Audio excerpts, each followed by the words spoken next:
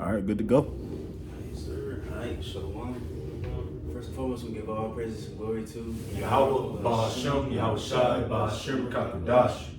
And double honors to the apostles Gms and Shalom to the faithful men that's always continuing doing the work of the Lord. All right, so now, Lord willing, continuing on our class of pretty much the Bible series. Today, Lord willing, we're going to summarize pretty much mainly King David's, pretty much all of his battles and, him getting, expanding the land. Because real quick, I'm going to send Jake this, I'm going to do some more, maps. I'm going to show you real quick the difference between King Saul's, King David's, and King Solomon's kingdom. All right, real quick.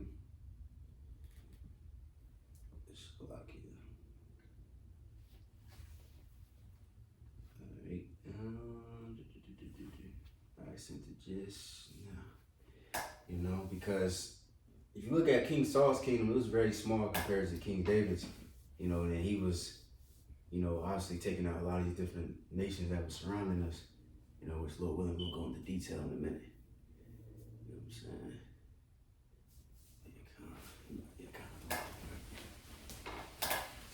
saying? See, you got the yellow in the middle, that's King Saul's. Then green is King David's kingdom.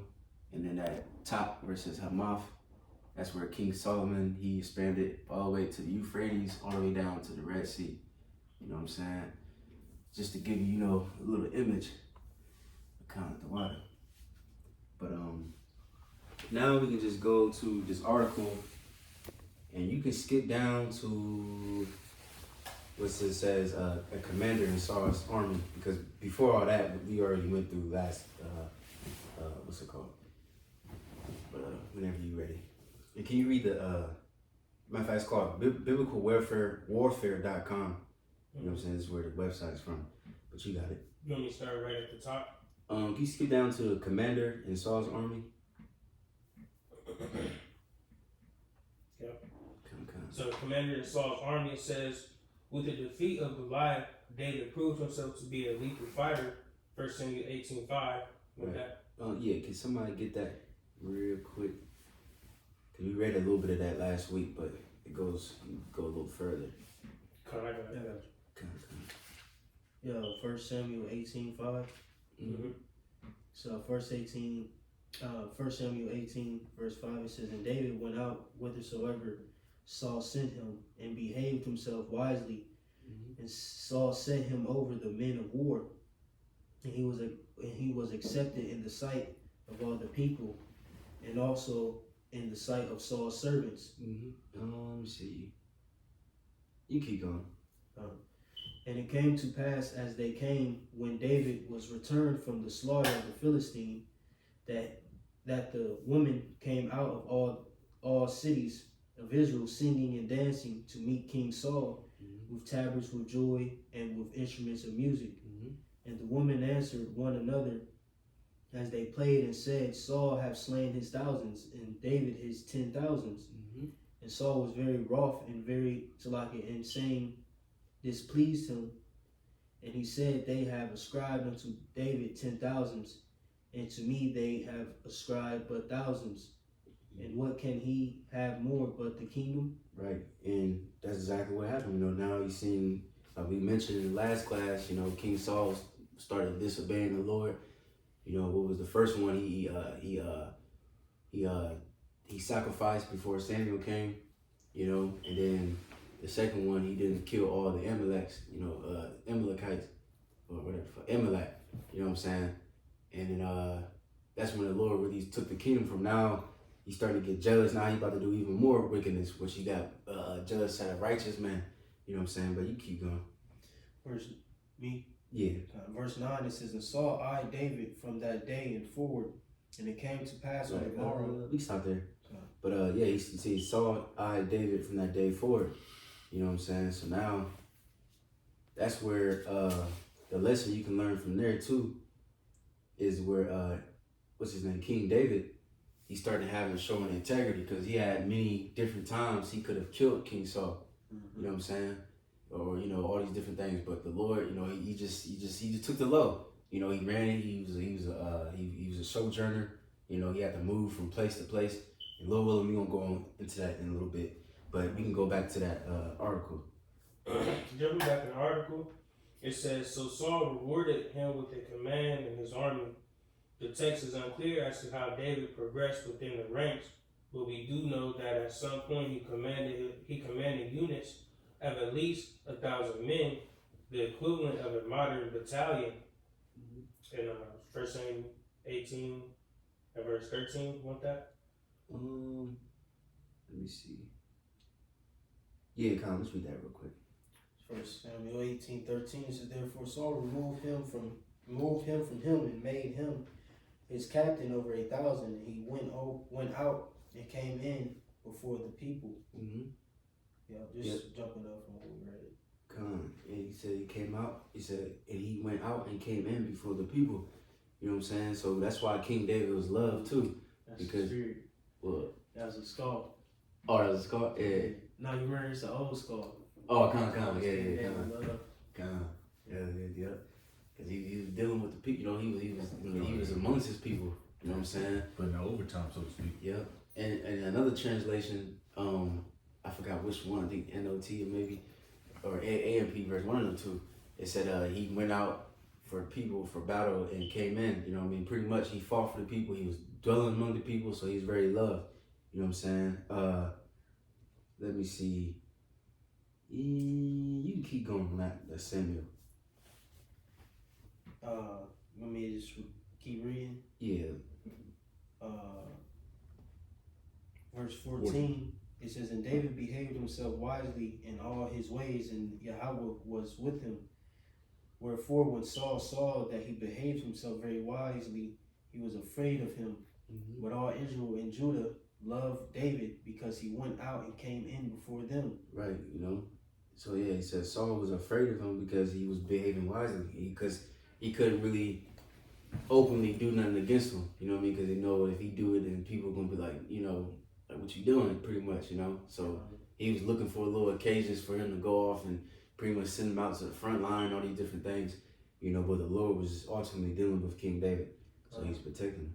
If I can add to the spirit, like this situation ultimately is fulfilled, prophetically speaking, in the curses, having that evil eye towards your brother, so this is a good portrayal of that being fulfilled in the scriptures, with Saul and King David. But let me continue. We stopped at 15? Or 16. Let me see. We can stop there and we can go back to the article. Jumping back in the article, it says David led many successful military campaigns, and this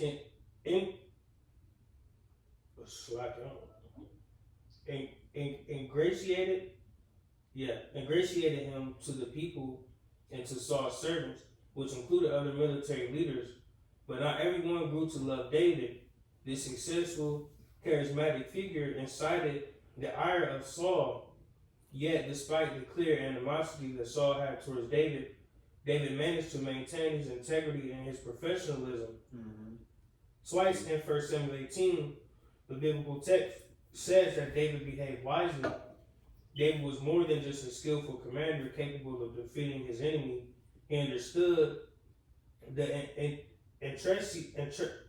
intricacies of his position, and his behavior was honorable, but it would not be enough to restrain King Saul. You got it.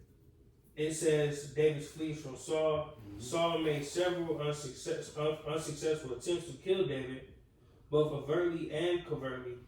In what appears to be a fit of rage, Saul tried to pin David to a wall with his spear a few times. 1 Samuel 18, 10 to 11.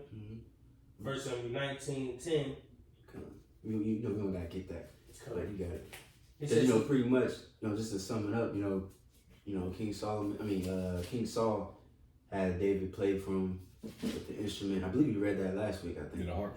And then, he sitting there with his damn javelin and getting mad, and throwing that bitch, you know what I mean? Then he run, escape, you know what I mean? And I think that happened 2-3 times. Yeah. You know? Fled into the mountains. Yep. But you got it. It says he also devised a plan to have David killed in a battle. Verse 18-25. Unsuccessfully, of course. Finally, Saul just commanded his men to kill David, but with the help of both his wife, Michal, Saul's daughter, and Jonathan, Saul's daughter, David managed to escape. Saul's son, Salaki. David managed to escape. David would spend years on the run, but his time in the wilderness will prove useful in building a strong military following skills and experience. Right, and real quick, that's one of my favorite scriptures. Let me see if I can. I know it's in Psalms 144. What's that? Teach my hands to fight. Oh, that's a good one too. But I was thinking of where it says I'm a sojourner. Oh, okay. As all my fathers. Let me see. I know it's Psalms. Yeah, can somebody get Psalms? Journer? Nice. Yeah, 39. Yeah, 39 and 12. This is Psalms 39:12. It says, "Hear my prayer, O Yahweh, and give ear unto my cry. Hold not thy peace at my tears. For I am a stranger with thee, and a sojourner, as all my fathers were." Right, and two, real quick, you know, you gotta notice a lot of these different songs were written where King David was running from Saul and, you know, different things that he was going through.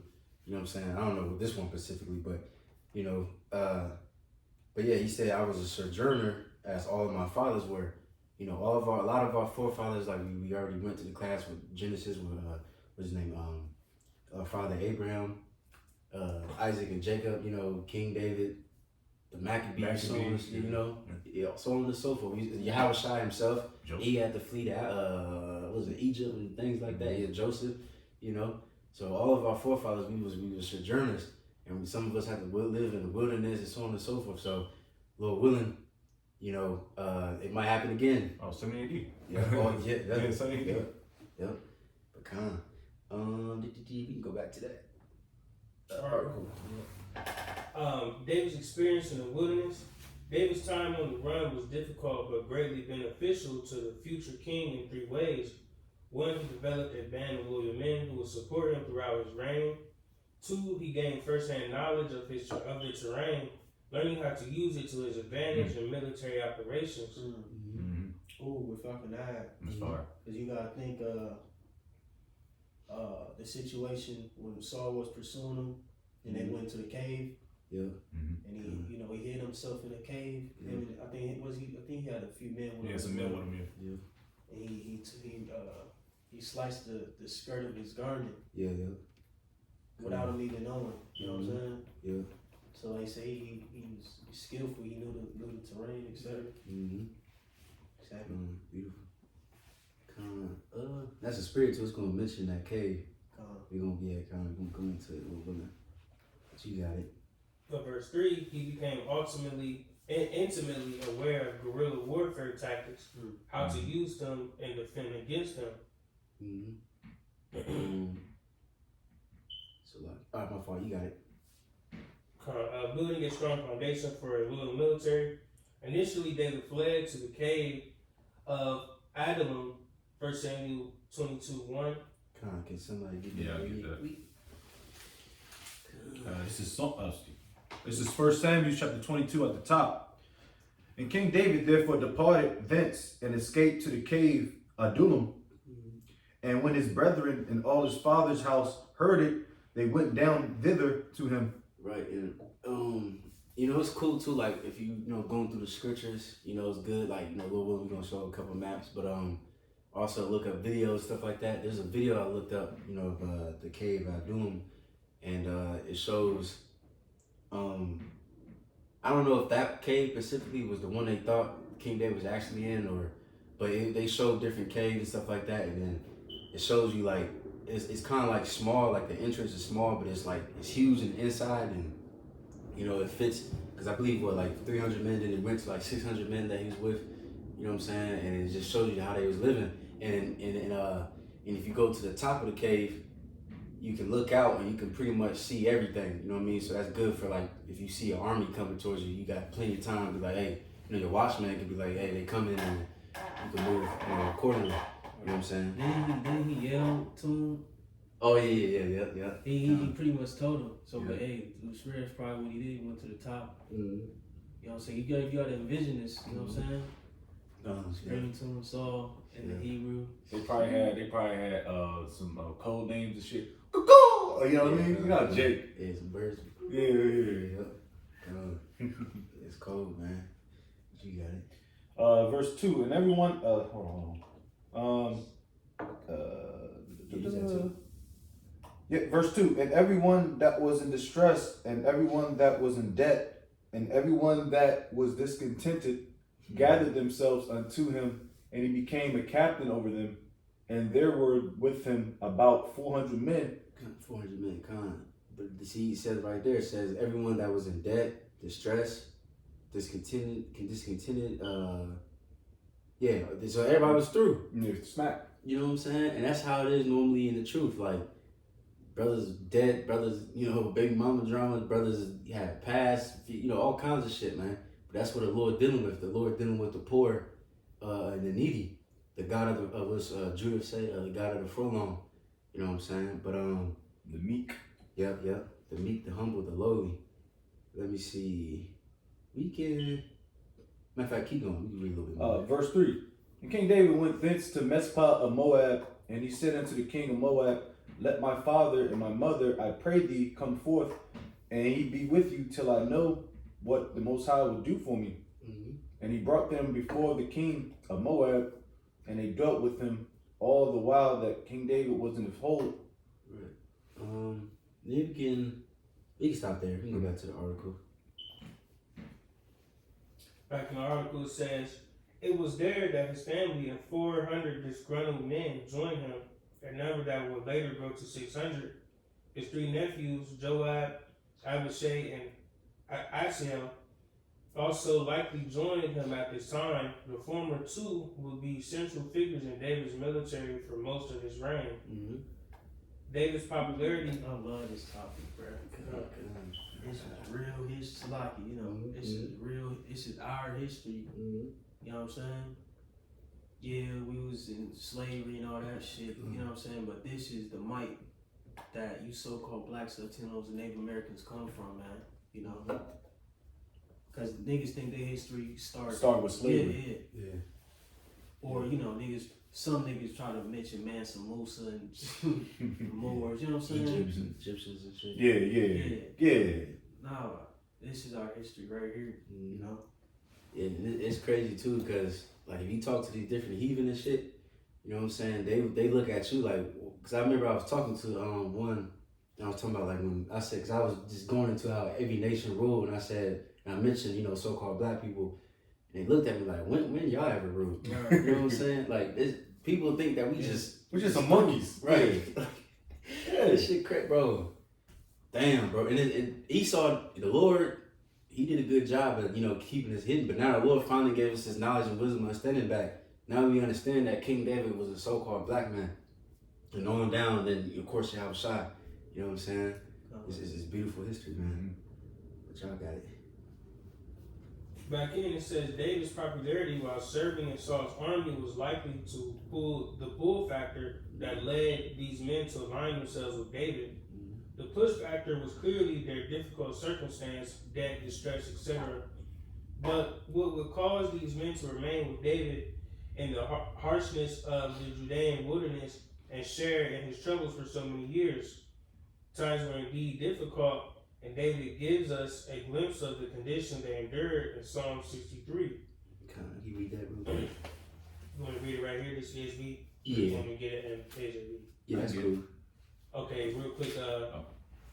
Psalm of David. This is Psalm 63, 1 in the ESV. It says, the Psalm of David when he was in the wilderness of Judah. Oh God, you are my power. Earnestly I seek you. My soul thirsts for you. My flesh faints for you, as in a dry and weary land where there is no water. Right. You know what I'm saying? Like I said, like some of these Psalms were when he was going through what he was going through with King Saul. And I believe, real quick, let me see. I know it's like in 50 something. Here's another one real quick. Just I don't even read all of it, but Psalms 57:1 to the chief musician Alatrix, Miktam of David, when he fled from Saul in the cave. And it goes into the actual psalm. It says, "Be merciful unto me, O God, be merciful unto me, for my soul trusteth in thee. Yea, in the shadow of thy wings will I make my refuge until these calamities be overpassed." So this is the mindset of King David. He's going through this shit with King Saul. This is the king. This is his father-in-law. He's the Lord's anointed. It's like he's in a predicament because he can't just kill him, because he understands it's like, hey, this is the Lord's anointed. So I gotta just lay low and just keep moving. And that prophecy happened. Yep. And just let the Lord, because he said that multiple times when he met with King Saul and almost killed him and things like that. He said what? He said, let the Lord be a judge between me and you. You know what I'm saying? I ain't gonna put my hand on you. I'm gonna let the Lord handle you. He had multiple times to do it. Yeah.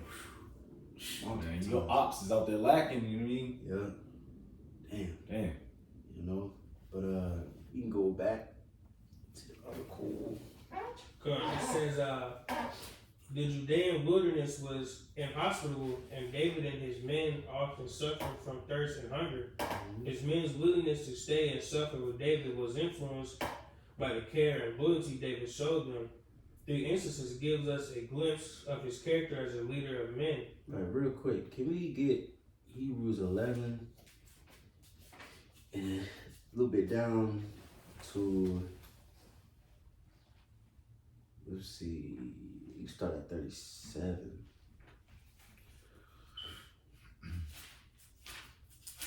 Or you start at 33, then skip to 37. All right, this is Hebrews chapter 11, verse 30. You said 37? Yeah, 33, then skip to 37. Okay. Hebrews 11:33. It says, "Who through faith subdued kingdoms, wrought righteousness, obtained promises, stopped the mouths of lions." Right, so through faith, and King David had that faith, you know what I'm saying, that got him through what he was going through. Excuse me, but you got it. Verse 37. They were stoned, they were sawn asunder, were tempted, were slain with the sword. They wandered about in sheepskins and goatskins, being destitute, afflicted, tormented, of whom the world was not worthy. They wandered in deserts and in mountains and in dens and caves of the earth. Right, so you see what I'm saying? Yeah, so deserts, mountains, dens, caves of the rock. The earth's like it. Was it Obadiah? Same situation. He hit 100 prophets, I believe, in the cave, and it was dealing with that what's that evil woman? Jezebel. They were trying to kill the prophets. And many other different examples. You know what I mean? This is the life of a man of the Lord. Because ultimately this world ain't ours. The wicked, they're gonna reign, they're gonna do what they do for a minute. But the righteous, we're gonna suffer. And those men that was with King David, they was loyal to him, and they suffered alongside with him. You know what I'm saying? But you got it. You go back to the article.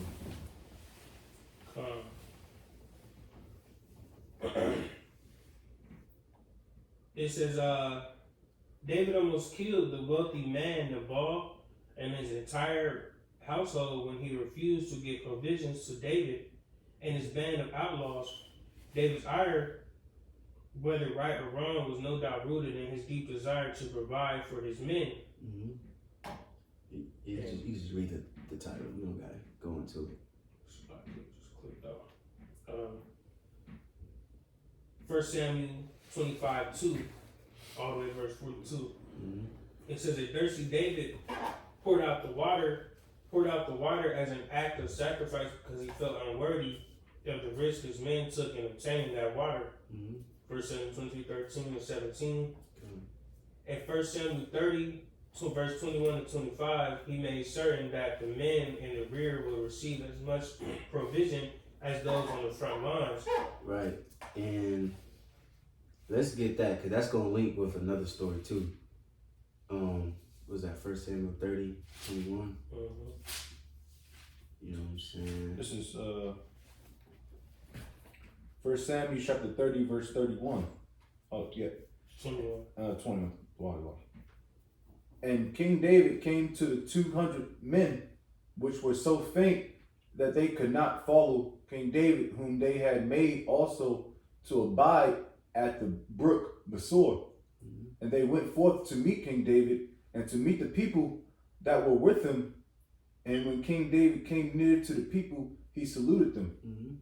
Then answered all the wicked men and men of Belial of those that went with King David, and said, because they went not with us, we will not give them aught of the spoil that we have recovered, save to every man his wife and his children, that they may lead them away and depart. Right, so they was like, man, we ain't giving them shit, because they was too tired, so they stopped. But this is King David's response.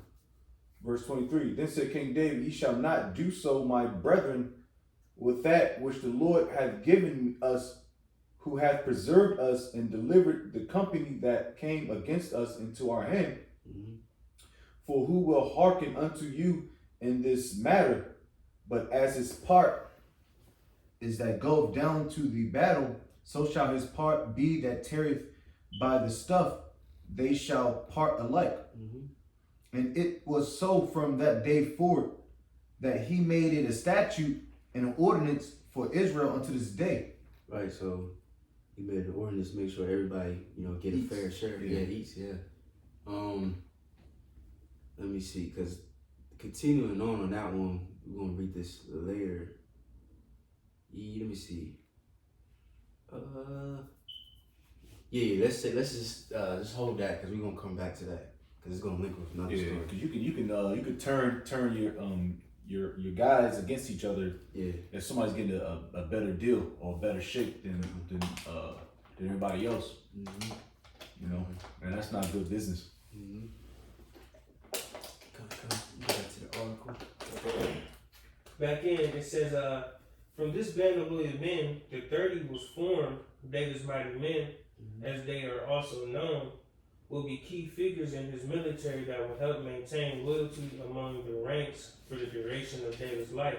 And we're willing, we might touch on, because I know it goes into the acts that they did. We might touch on that too a little bit later. But we're willing, you can keep going. It says David develops unconventional tactics, guerrilla warfare. It says David's struggle in the wilderness would allow him and his men to gain useful and unconventional experience in military warfare. Prior to the wilderness, David's military knowledge was limited to his role in an organized national army. However, the wilderness will push him to develop different tactics with limited resources and limited men. His operation will be more akin to guerrilla warfare. Right, and I was listening to this dude. He's a little Edomite dude. He like volunteers. Like he used to be the Marines. I guess he got fucked up or something like that. And then he started volunteering for like the Syrians or somewhere over there. And then he volunteered for like Ukrainians and all that. He went to like 3 different wars.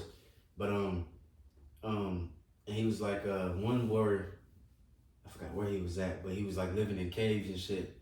And they was doing things, whatever. And he was saying pretty much what I learned from that is learn how to pretty much survive off for pretty much damn near nothing. You know what I mean? Even when he came back, he said I saved a lot of money and stuff like that. And that's just how Jake was doing it in that time too. They didn't have that much food and much water, so you just have to learn how to survive. That's why this is a very manly thing. Women couldn't do that. You know what I mean? That's why it's best put my father and my mother back into the land of Moab so we can focus and we could be cool. You know what I mean? The men, we gonna suffer, but Lord willing, the Lord gonna provide us food and drink, which the Lord did. You know what I'm saying? But kind of, you got it.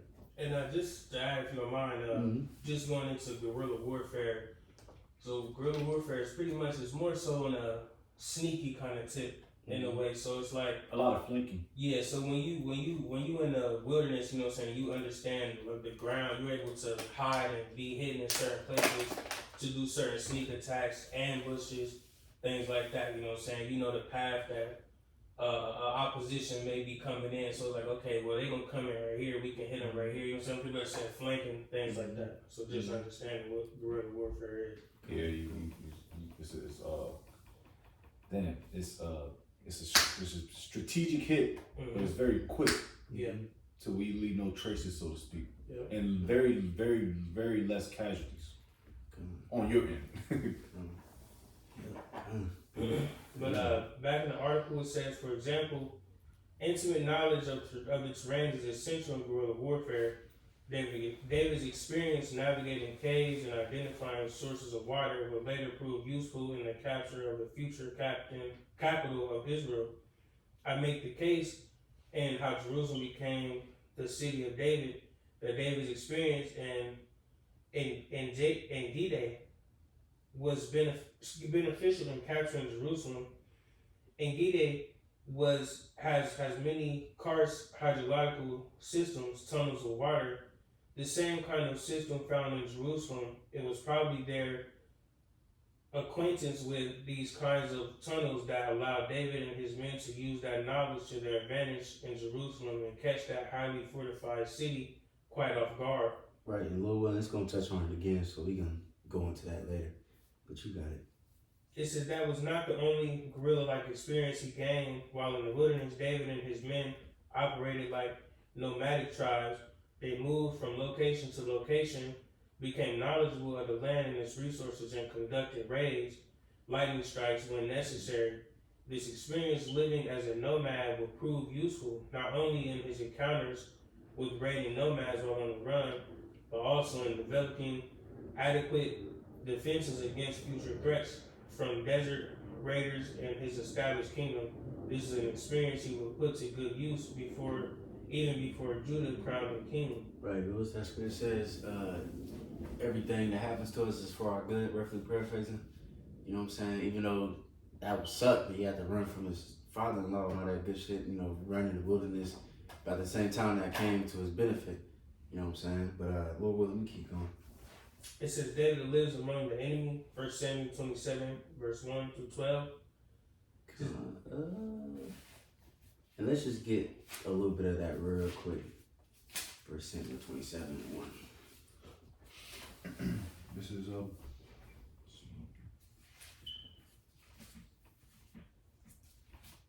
so. This is First Samuel. You said 27. Yeah, 27 and 1. This is 1 Samuel chapter 27, verse 1. And King David said in his heart, I shall now perish one day by the hand of Saul. There is nothing better for me than that I should speedily escape into the land of the Philistines. And Saul shall despair of me to seek me any more in any coast of Israel. So shall I escape out of his hand. Mm-hmm. And King David arose, and he passed over with the 600 men that were with him unto Achish, the son of Maoch, king of Gath. And right, that's the king of the Philistines. Gath again is where what's your boy Goliath. Goliath. And they say what's that nigga name? Ashish or Ashish. Ashish. They say that might have been like kind of like a title, like how you got like Caesar. Yeah. You know what I mean? That might be one of those again, or that might have been the king's actual name. But you got it. So I believe there's two Ashish, whatever the hell his name is, in the scriptures. You know what I mean? But you got it. Verse 3. And King David dwelt with Ashish at Gath, he and his men, every man with his household, even King David with his two wives, Ahinoam,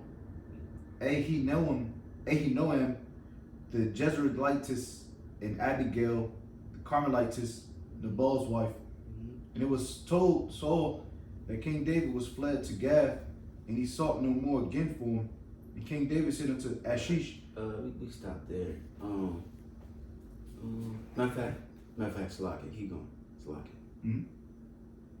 Mm-hmm. Verse 5. Verse 5. And King David said unto Ashish, if I have now found grace in thine eyes, let them give me a place in some town in the country, that I may dwell there. For why should thy servant dwell in the royal city with thee? Mm-hmm. Then Ashish gave him Ziklag that day, wherefore Ziklag pertaineth unto the king of Judah unto this day. Right. And okay, now we go back to the article. So now we can see what was going on while we was in that land. You got it. Back then it says David, wearied from the wilderness and the cat and mouse game, so like it was Saul, fled to Gath, a Philistine city, under the protection of the kings of Ish. Although not explicitly stated in the text, one can surmise that David offered his services and those of his men in exchange for protection. Theologians may question David's move from a moral standpoint, but from a military and strategic one, it was brilliant. David at Ziklag, David wisely perceived that it would be disadvantageous to remain Disadvantageous. disadvantageous. Never seen that word before. To remain at Gath. From the viewpoint of the Philistines who served Achish, David was a capable leader of dangerous men who came from enemy territory. Come on, real quick. I sent that picture. You mind showing that real quick just to show you where Ziklag is at? You know, just to get the image in your head, you know.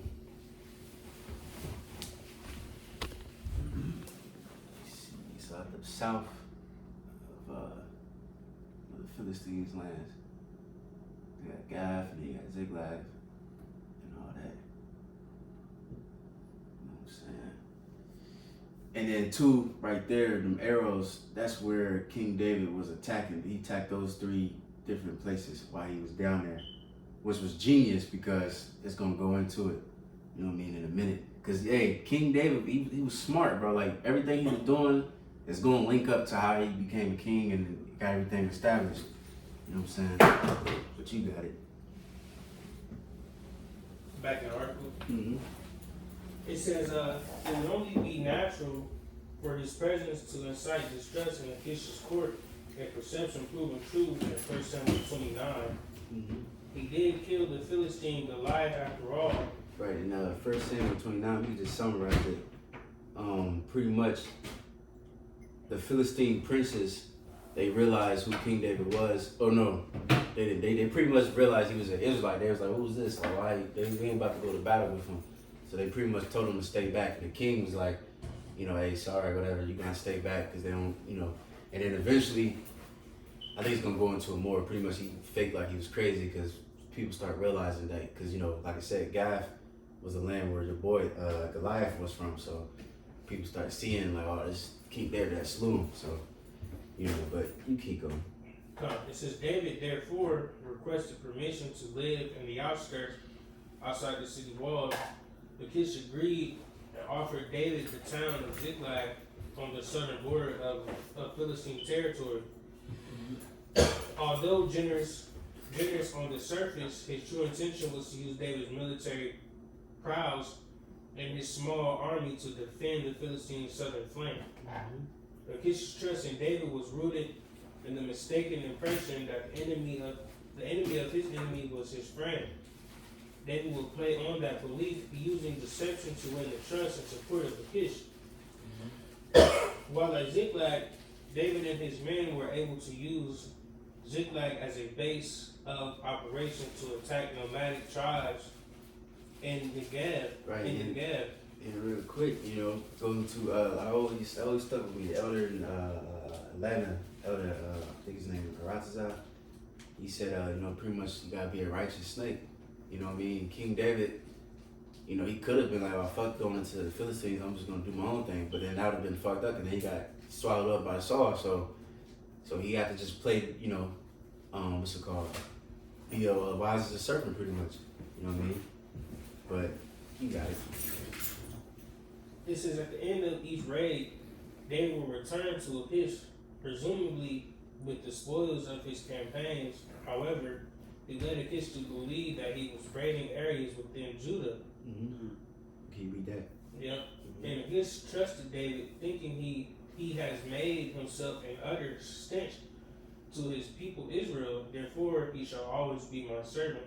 Right. 1 Samuel 27:12. Come on. Yeah, so he thought he had one. You know, shit, got one of these Israelites on my side. I'm about to, you know, I mean, the military do that shit too. The American with, what was that, warfare? They had them, what was them, Afghani niggas or the Iraqis? All right. Remember they sent them out first to go get blown up and shit? Yeah. So he thought he gonna try to do that to King David and his army, but, you know, the Lord had other, you know, plans. But you got it. It says clearly if his thought David was a trustworthy ally, it was a mistake he would eventually regret. At Ziklag, David used genius political and military maneuvering to pave the way for his rule in Judah and the eventual expansion of his empire. Here are four examples. By winning Achish's trust, David would be able to take over the crown of Judah with little opposition from the Philistine king. Once on the throne, Achish considered David as a vassal king and had little reason to object to the move. Mm-hmm. By raiding and destroying key nomadic tribes of the Negev, David greatly weakened the southern threat to Judah. Right, that map we already showed, because he attacked the Gerzershites, the Jerzerites, and the Amalek. You know what I'm saying? And that's south of Judah. So now he took out those enemies, so now Judah don't got to worry about that. You know, but you got it. It says David shared the spoils of the Amalekite raid with key towns and elders in Judah. Right, and now we can go back to that. What was that? 1 Samuel 27, I believe. The last couple verses. 1 Samuel 27, and we'll start at 10. And Achish said, "Whither have ye made a road today?" And King David said, "Against the south of Judah, and against the south of the Jerahmeelites, and against the south of the Kenites." Hey, Salakia. Is this one? My fault. I think it's somewhere else. Salakia gave me a shag.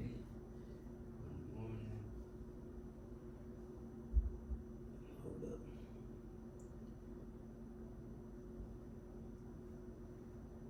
Let me see. It might be. Am I tripping?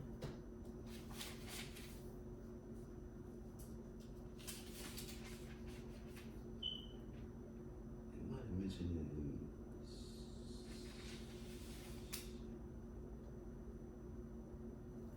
My fault.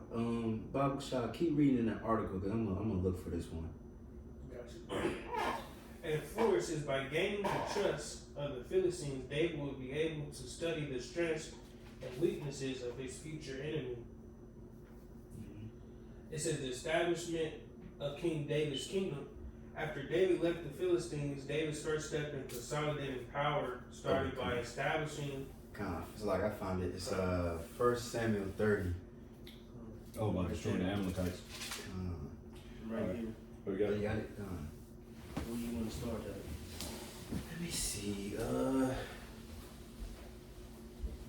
Cause I know we read 22. Let me see. You could start at 26.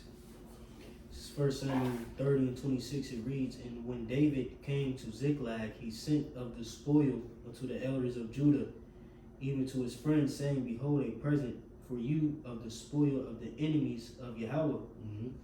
Beautiful move. To them which were in Bethel, and to them which were in South Ramoth, and to them which were in Jatir, and to them which were in Aroer, and to them which were in Sifmoth, and to them which were in Estimoa, and to them which were in Rachel, and to them which were in the cities of the Jerahmeelites, and to them which were in the cities of the Kenites, and to them which were in Hermah, and to them which were in Kerashon, and to them which were in Atak, and to them which were in Hebron, and to them into all the places where David himself and his men were wont to hunt. Right. See, so yeah, like I said, beautiful move. That was a chess move, you know. Now give it to them, and then of course, it's gonna say later that's where Hebron is where he got crowned king. You know what I'm saying? And then it's perfect, man. It's all gonna link then, because then he had the Judah, and Israel still wasn't really fucking with him. Then when King Saul died, and you know, it's all gonna link up. You know what I mean? But you got to go back to the article. He says the establishment of King David's kingdom. After David left the Philistines, David's first step in consolidating power started by establishing his reign over the southern tribes, where he had natural alliances. He then would establish a new capital on neutral territory before turning his attention to surrounding kingdoms. David crowned king in Judah. While David engaged Amalekite raiders who had attacked Ziklag, the Philistines deleted the Israeli army, killing King Saul and his sons, including Jonathan. 1 Samuel 31, 1-13. In the resulting power vacuum, David was able to take advantage of his friendly relations with the people of Judah. He was from the tribe of Judah after all, but he also strategically strengthened those relations in two ways we have already mentioned above. Right, real quick. I'm gonna show you this. Send you this map real quick. Okay, just to summarize what happened with King Saul's battle and all that, you know, because, let me see.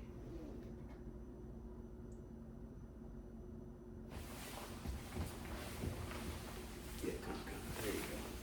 Do you mind, Bible shot reading those 1, 2? Mhm. All right, so. Too small.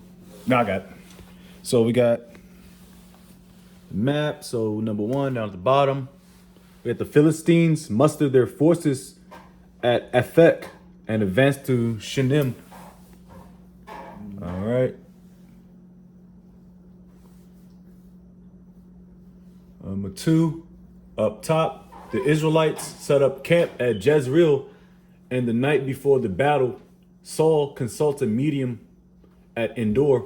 Right, that witch, you know, because he tried to, what's his name? Samuel passed already, and he tried to seek counsel. The Lord wasn't answering, so he went to a witch. You know what I mean? That's crazy. 3, the battle begins, and many Israelites retreat up the slopes of Gilboa. There, Saul and his sons are killed. Right, and that part where it said they fled, you know, then those Philistines, they came and they started dwelling in those lands right there. You know what I'm saying?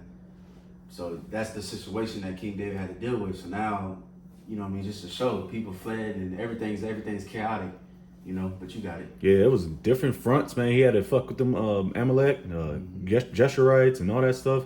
While he's still on the conquest of fleeing from Saul. He's going crazy. Right. And he was the captain. Oh, man. You don't think he was drinking some Yayizzle? Right. Number 4, the bodies of Saul and his sons are hung on the walls of Bethshem. And 5, going towards the south, the men of Jabesh Gilead traveled through the night to recover the bodies of Saul and his sons, perhaps as a repayment for Saul's rescue of the town from the Ammonites years earlier. Right, and the Lord, King David blessed those men eventually because he said, you know, bless you because you buried Saul and his family. Yeah. You know what I mean? Just to show again. Honor. Yeah, honor, integrity, you know. But let me go back to the Akkad. It says, David weakened the threat to Judah's southern flank by destroying nomad raiders from the Negev. David sent the elders of Judah the fruit of some of his spoils. The result of his efforts proved fruitful. Shortly after Saul's death, the people of Judah anointed David king when David arrived at Hebron. The remainder of the tribes of Israel were not so keen on accepting David. The commander of King Saul's army, Abner, quickly placed Saul's son Ishbosheth on the throne. 2 Samuel 2:1-11.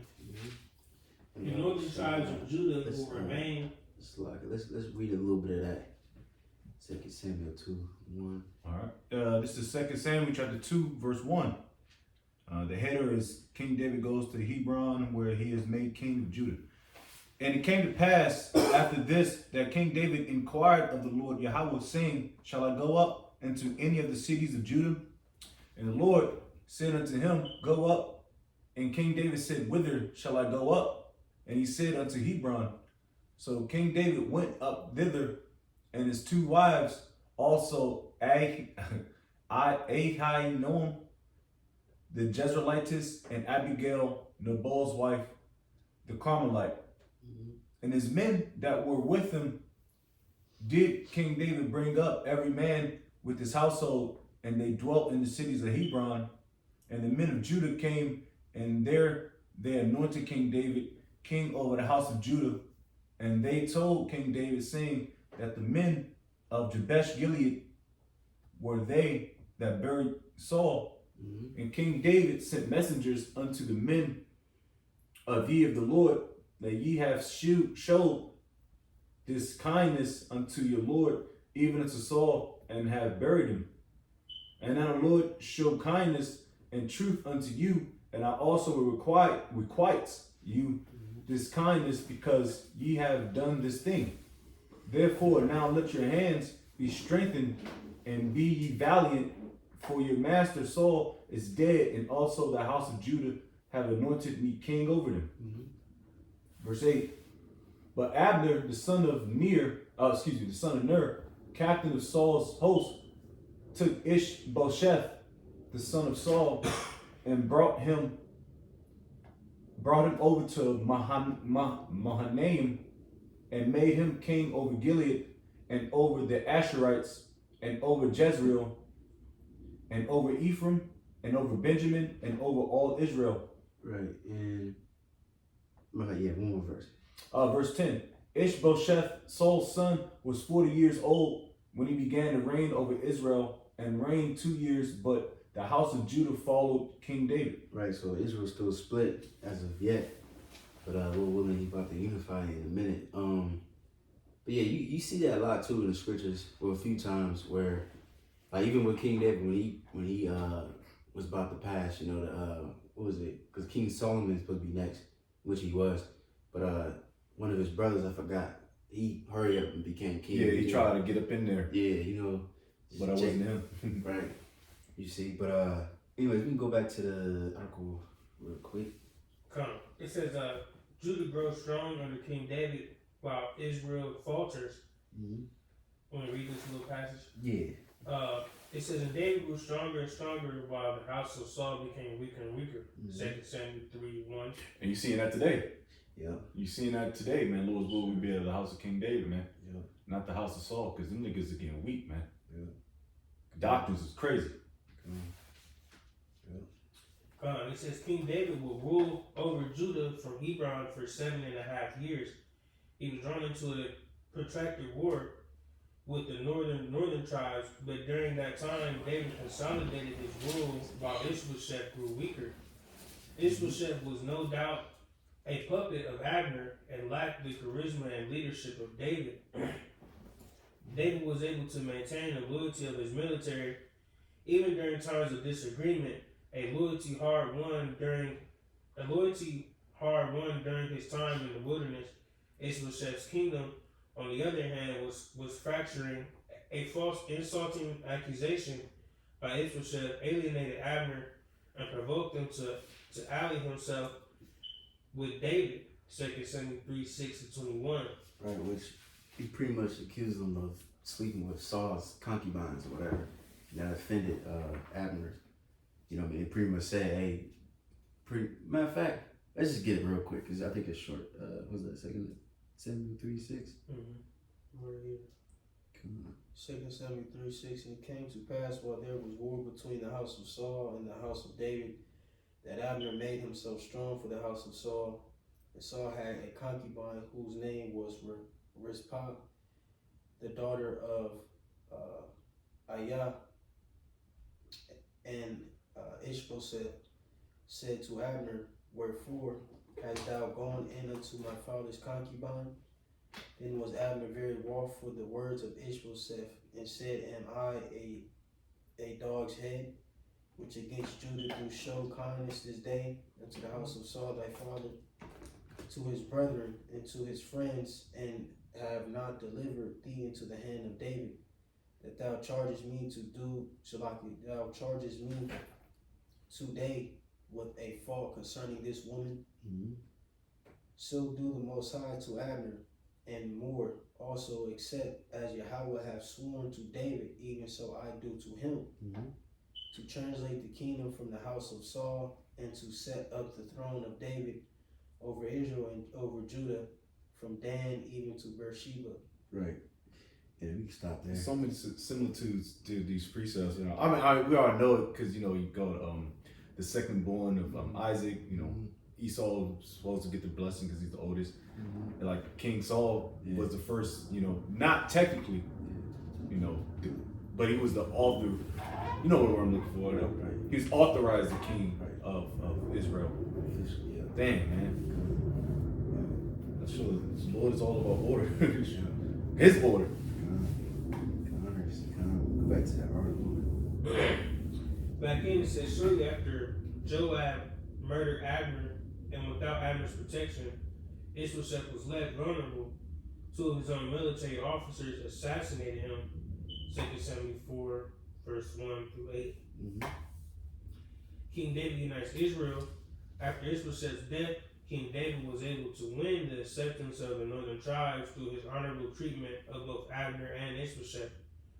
Joab murdered Abner behind David's back.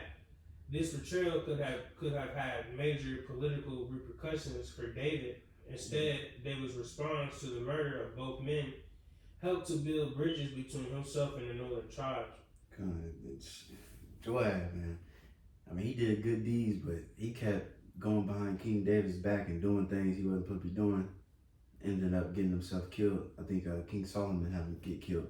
Yeah. Because he killed somebody else, didn't he? Like, I forgot. He killed Abner. I think he did something else. Didn't Abner kill his brother? Yeah. Abishai? Or was it not Abishai? What's his brother's name?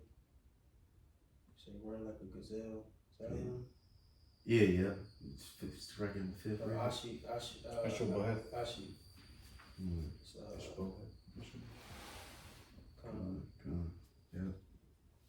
Yeah, I think Solomon was Benaniah kill him, I think, if I'm not mistaken.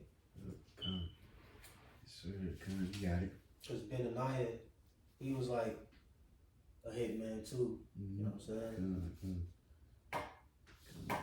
You got it. Back in the article, it says at the time when it was common to humiliate one's defeated opponent through gruesome acts, displaying decapitated foes on posts, for example, David chose a more honorable path. He arranged a state funeral for Abner in Hebron and executed Ishbosheth's assassin. A deep sense of honor, grief, and justice, vice political expediency drove King David's actions. Nonetheless, the effect resulted in large political gains for King David. These two acts were instrumental in persuading the elders of the northern tribes to join forces with David and accept him as king. Shortly after David established a new capital, Jerusalem, in neutral territory, he made it the base of his operations and brought the Ark of the Covenant there. This move sent the message that he intended to rule all of Israel without tribal allegiances. Right, real quick. Let's get that where Israel accepted King David. I think I forgot which chapter. Let me see. I believe it's 2 Samuel 5. 2 Samuel 5. And you can start at 1. This is 2 Samuel chapter 5, top. Then came all the tribes of Israel to King David unto Hebron, and spake, saying, Behold, we are thy bone and thy flesh. Also in times past, when Saul was king over bone and flesh, we family, yeah, same people, family lamb. Also in time past, when Saul was king over us, thou was he that led us out and brought us in Israel. And the Lord said to thee, Thou shalt feed my people Israel, and thou shalt be a captain over Israel. So all the elders of Israel came to the king to Hebron, and King David made a league with them in Hebron before the Lord, and they anointed King David over Israel. King David was 30 years old when he began to reign, and he reigned 40 years. In Hebron, he reigned over Judah 7 years and 6 months. And in Jerusalem, he reigned 33 years over all Israel and Judah. Right, and we're gonna go back to that. So. Yeah, I know. I already figured that. I just like us one of Can we go back to that article real quick? It says King David's wars of expansion. Wars and strategic political moves would be key elements in the expansion of David's army and David's kingdom. However, these wars were not always initiated by David. His first encounter with the Philistines under a new unified kingdom and the war against the Ammonites are good examples. However, King David was quick to capitalize on opportunities presented to him by his enemies. As a result, he was able to build an impressive and prosperous empire. And under that, it shows the map which we showed in the beginning. But even on the side too, I forgot about this map. It shows like the present day Israel, and it's a lot smaller compared to King David's actual empire. You know what I'm saying? And that's why you see them damn so-called, who's they trying to expand and take over different other places, but the Lord ain't dealing with them niggas. I mean, they gaining shit, I guess, whatever. But the Lord ain't about to let them expand like they really, really want to. You know what I'm saying? That's for us to do, Lord willing. But you got it. It says through his wars of expansion, King David gained control of all three major transportation routes in the land bridge that is Israel. The Via Maris, the road of the Patriarch's Ridge route, and the King's Highway. Access to these transportation routes not only contributed to the economic success of his kingdom, but allowed for easy development of his military when necessary. Right, and I'm gonna send you the image.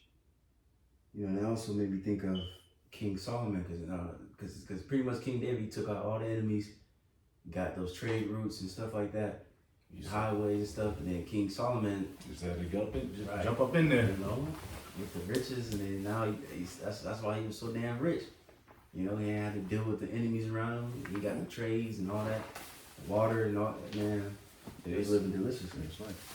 And if I can just add real quick, it was RCL who Abner killed Joab's brother. That guy was mixed up with his other brother, Abishai. Just wanted to throw that out there.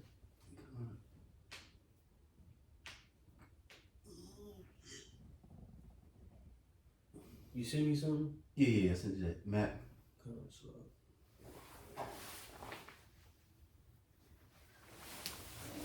Just to show you.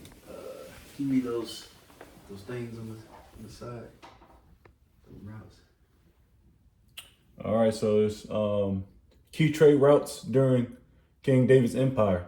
All right, we got yellow for Via Maris, blue for Road of the Patriarch, brown or reddish brown already, the King's Highway.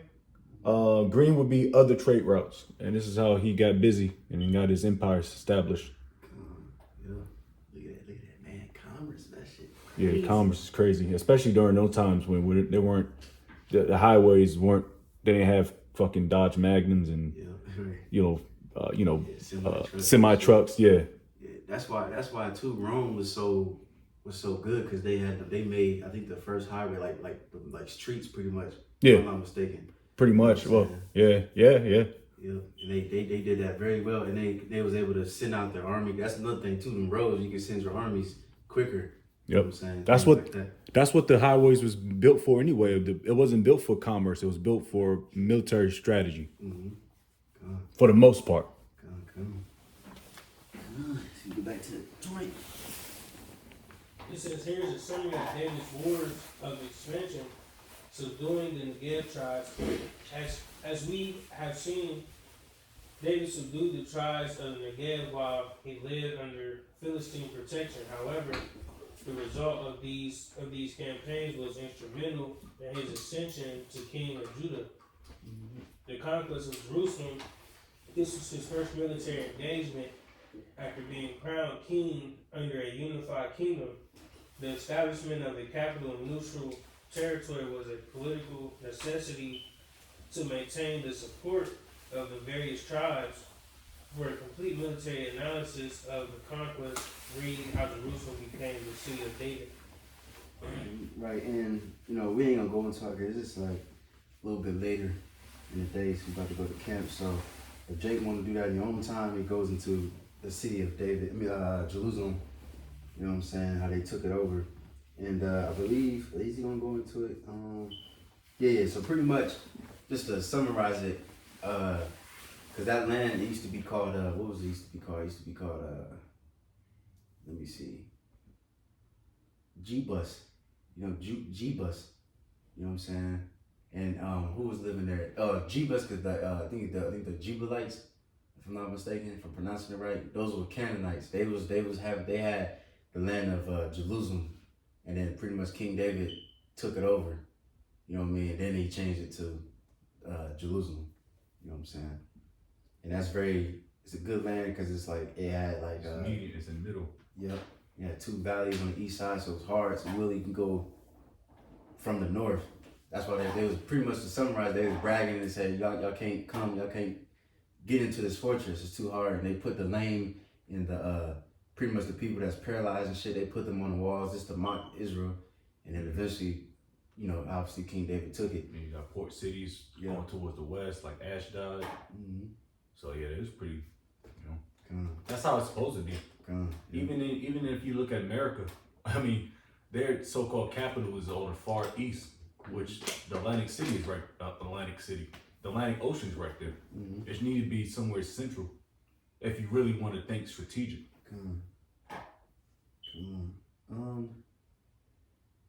Let me see. We might have to,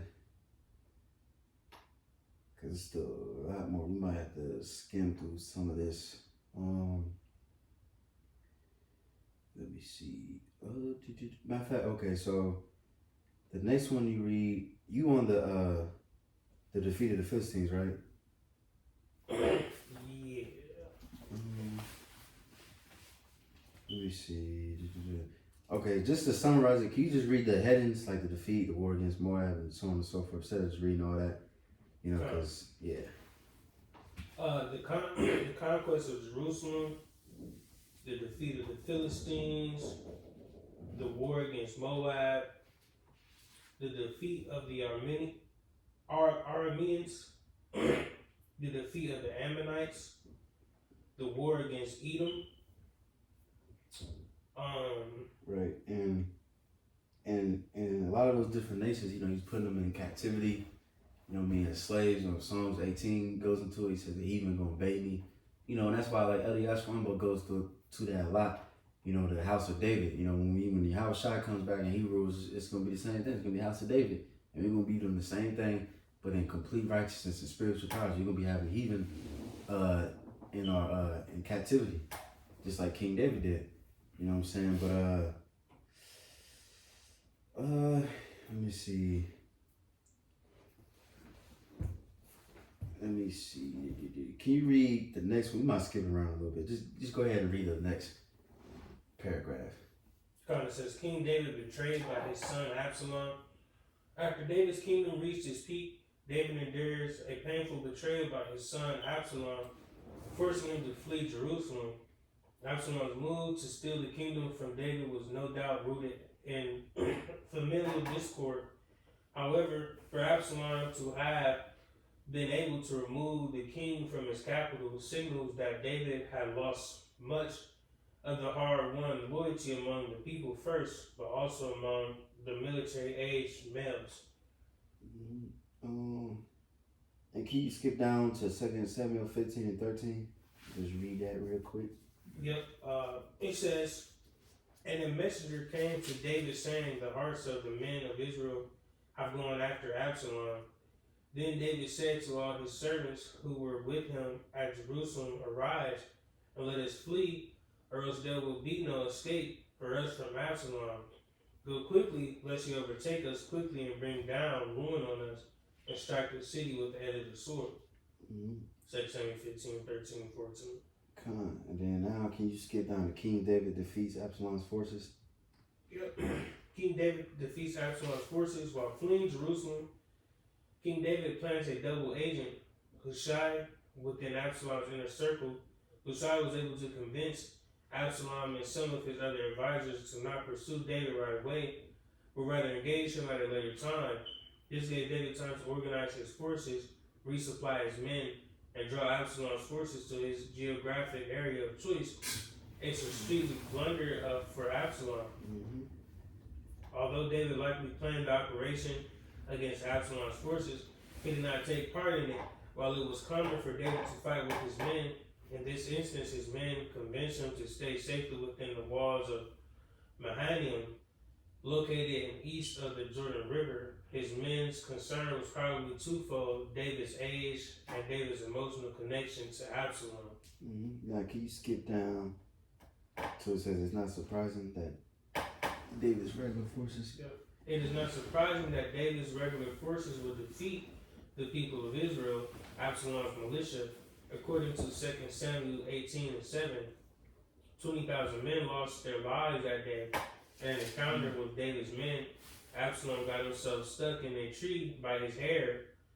Joab took advantage of Absalom's vulnerable position and executed him. Real quick, how can you get stuck in a tree in your hair without, like, I mean, only hair can really do that, really, is like woolly hair. Yeah. You know what I'm saying? Like, not that coarse, straight shit. Right, I can't see that shit getting stuck. But, I mean, yeah. Twigs and I mean, yeah, but I But don't know. nah, for this case, That shit be thin as hell. Yeah, you looking at it. Unless it's like matted or some shit, like really, really matted. But, you got it.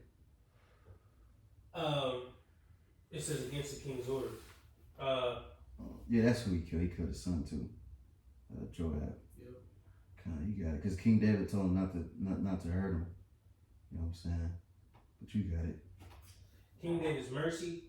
Ancient warfare was brutal, and mercy was frequently withheld, even from one's own relatives.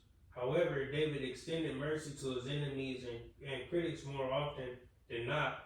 If we read the exploits of David with a modern Western worldview, we might miss just how unusual his character as a warrior was for the time. His compassion won him loyalty, but it also put him at odds with his most brutal military commander, Joab. Come on. You got it. Here are some examples of David extending mercy. David refuses to kill Saul on 2 occasions despite the latter's attempts to kill him. 1 Samuel 24:3-7, 1 Samuel 26:7-11. David allows himself to be corrected by a woman, Abigail, and restrains himself from killing Nabal, 1 Samuel 25:2-35. David strikes a deal with Abner, Saul's military commander who helped pursue David and who also placed Ishbosheth on the throne in Israel, 2 Samuel 3:21. An individual by the name of Shimei from the house of Saul cursed and threw stones at the king when David was running from Absalom. David's warrior Abishai volunteered to take off his head, but David restrained him and forgave Shimei. 2 Samuel 16:5-14 and chapter 19:18, verse 18-23. David grants Amasa command of his military over Joab, even after Amasa had joined forces with Absalom. 2 Samuel 19, verse 13. David is patient with Absalom's rebellion and gives his instructions to his men to avoid harming him. 1 Samuel 18:5. Right. You know, just showing you the mercy of King David, the type of ruler that he was. Now, let's get to one more part. King David's military exploits ends with a giant, and then we can stop there. King David's military exploits end with a giant. David's military career was propelled forward by the killing of the giant Goliath. It is ironic then that his military career would end at the hands of a giant as well. Towards the latter end of David's days, Israel was at war again with the Philistines. The biblical account states that David grew faint during a battle against the Philistines. A giant by the name of Ishbenab came barreling toward David with the intent to kill him, and it looks like he might have succeeded, but the warrior and commander Abishai came to his aid and killed the giant instead. 2 Samuel 21:17. After this incident, his men objected to him ever returning to the battlefield. We are given a hint of David's decline during the engagement with Absalom. His men's instance then that David not be directly involved in the battle against Absalom shows that his skills were beginning to wane. No doubt age was starting to take a toll. He was probably in his late 60s by this point. David will obviously continue to be king and would endure another attempt by one of his sons, Adonijah, to usurp his throne towards the end of his life. However, his last incident with the giant is the last record pertaining to David's military exploits. Right, and so now we can stop there. And then, Lord willing, next one we go pretty much to King Solomon and things like that, so on and so forth. But that's pretty much, that's pretty much include, King David's rule. You know what I'm saying?